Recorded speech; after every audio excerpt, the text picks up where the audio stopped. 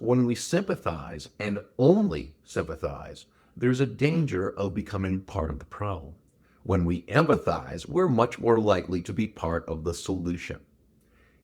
It's another of those terms that are related and often used interchangeably, yet are definitely not the same.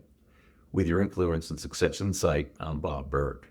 Like other words and terms we've discussed in these videos that seem similar yet have different meanings, empathy and sympathy are cousins, but not siblings.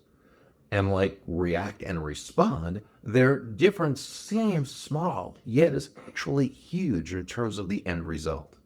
Let's explore here the difference between empathy and sympathy. And as with respond and react, I first learned about the difference in these two words from Zig Ziglar in one of his cassette tape albums nearly 40 years ago.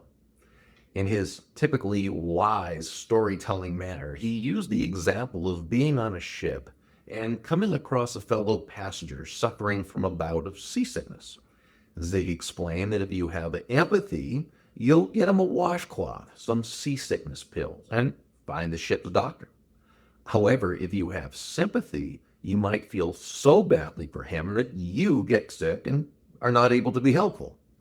In other words, when we sympathize and only sympathize, there's a danger of becoming part of the problem. When we empathize, we're much more likely to be part of the solution.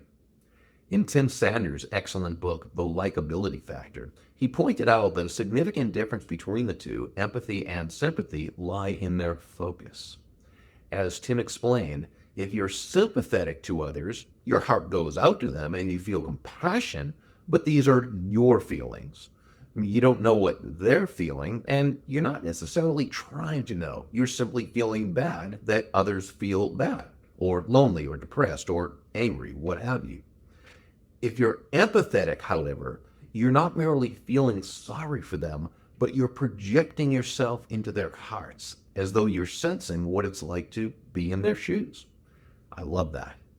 In other words, sympathy is about you, while empathy is about them. So while sympathy is certainly admirable, it's not necessarily where the focus should be. If you truly want to provide value to the other person, empathy is much more productive because it means your focus is on them. I believe this is something worth becoming and, as best you can, staying consciously aware of.